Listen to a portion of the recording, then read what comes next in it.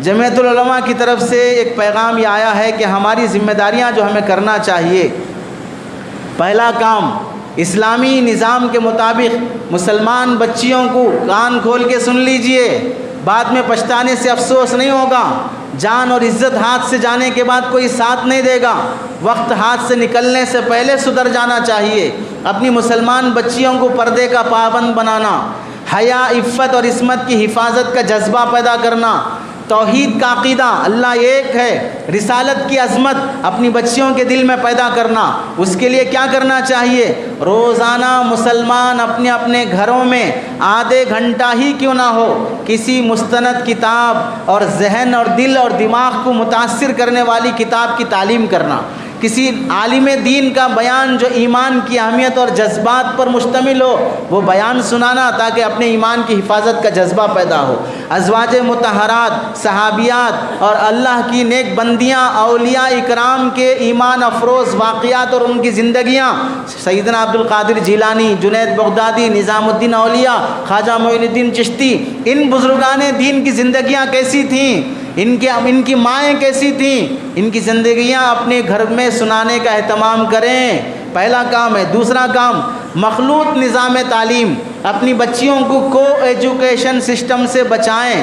جو ماں باپ اپنے بچیوں کو ایجوکیشن دیتے ہوں، یاد رکھ لیجئے وہ اپنی بچیوں کی عزت اور عصمت کی حفاظت کی ذمہ داری لینا نہیں چاہتے۔ میری بچی کی عزت محفوظ ہو وہ چاہتے ہی نہیں ہیں، اسی واسطے وہ ایجوکیشن اپنی بچیوں کو دینے پہ راضی ہو رہے ہیں۔ اگر کوئی بھی خاندان اپنی بچی کو ایجوکیشن دے رہا ہے، یاد رکھ لیجئے وہ اپنی بچی کی حفاظت نہیں کر سکتا، اس کی عزت اور خیالات کی حفاظت نہیں کر سکتا ہے۔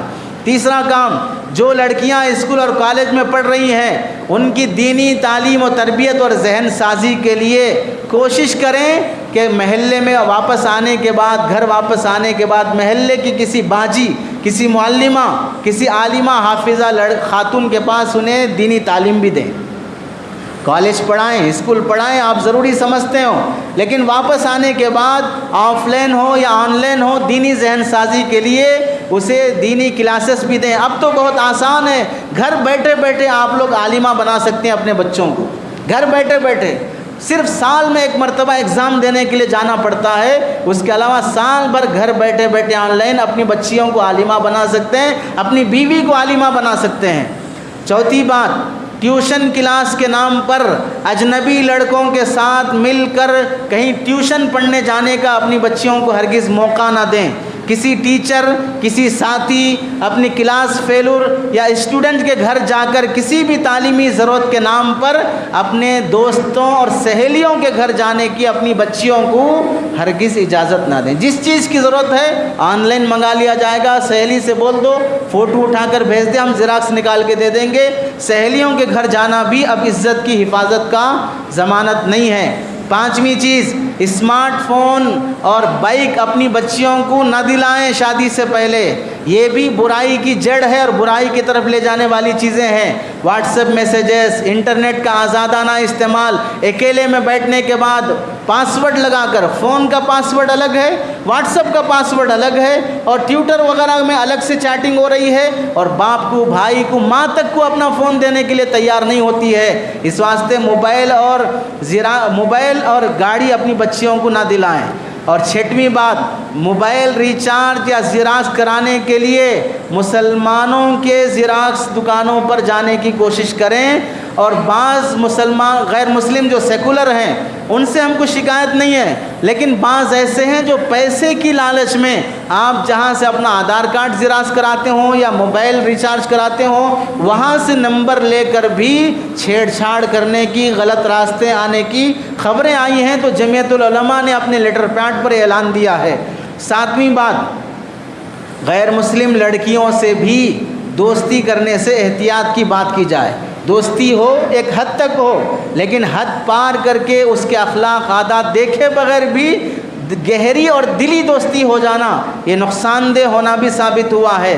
آٹھویں بات، بچیوں کے مسائل اور ان کو پیش آنے والی پریشانیوں پر توجہ دی جائے۔ بچی خاموش بیٹھی ہے، بیزار ہے، بات نہیں کر رہی ہے، کون سے راستے سے آتی جاتی ہے، دوستیاں کس سے ہے، سہیلیاں کون ہیں، اس پر بھی توجہ دینے کی کوشش کی جائے۔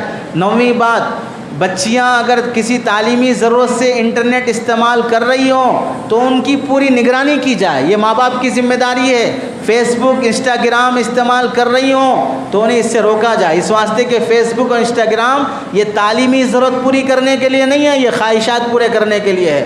کون سا سلیبس وہاں پر آئے گا؟ انسٹاگرام پر کون سا سلیبس آتا ہے؟ فیس بک پر کون سا سلیبس آتا ہے؟ انٹرنیٹ کا جو حصہ ہمارے بچیوں کی تعلیم کے لیے ہے وہ بھی یوز کر رہی ہوں تو اس پر بھی ماں باپ کی ذمہ داری ہے کہ نگرانی کی جائے۔ اور 10ویں بات، مسلمان بچیاں جب بالغ ہو جائیں، نکاح کے لائق ہو جائیں تو فوراً کسی مسلم لڑکے کا انتخاب کر کے نکاح فوراً کر دیا جائے۔ پڑھنے کے بہانے، ایجوکیشن کے بہانے، ڈگریاں حاصل کرنے کے بہانے نکاح میں دیری نہ کریں۔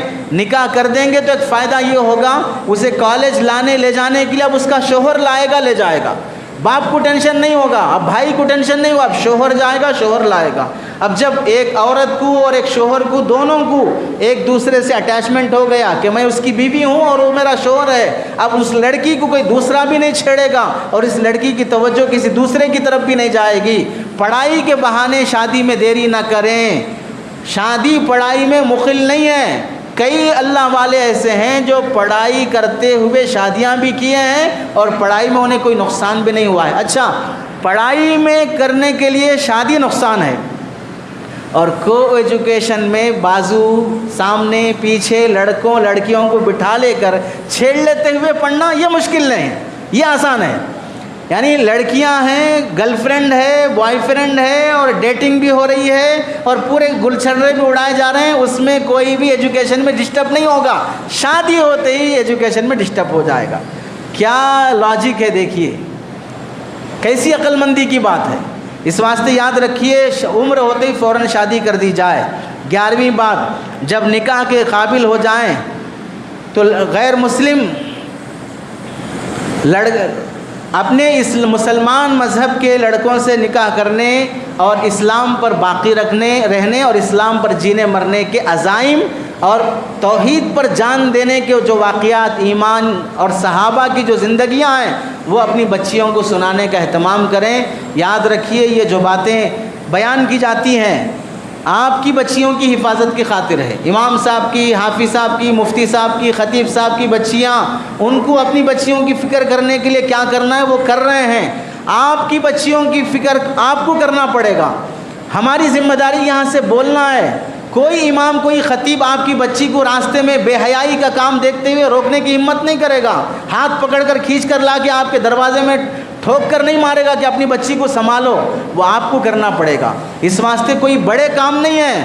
ہمارے باپ دادا زمانے جاہلیت میں، یعنی آج سے 50 سال پہلے جتنا ایجوکیشن نہیں تھا، آج جتنا ہے، اس وقت جو انسانیت کے، اخلاق کے جو کام کر رہے تھے، آج ایجوکیٹڈ لوگوں سے بول رہے ہیں آپ کے دادا جو کام کیے آپ کر لیجئے بس۔ اس زمانے میں جو حیا اور پردے کا کام آپ کے باپ داداؤں نے کیا ہے وہ کام آج کر لیجئے۔ جیسے آپ کے باپ دادا اور آپ کی ماں اور پھوپھی اور خالہ کی عزتیں محفوظ ہیں، آج بچیوں کی عزتیں بھی محفوظ ہوں گی۔ اگر یہ کام نہیں کریں گے اپنی ذمہ داری کا، کل کے دن جان چلے جانے پر، عزت چلے جانے پر پھر افسوس مت کیجیے۔ اپنے بچوں کی حفاظت کیجیے۔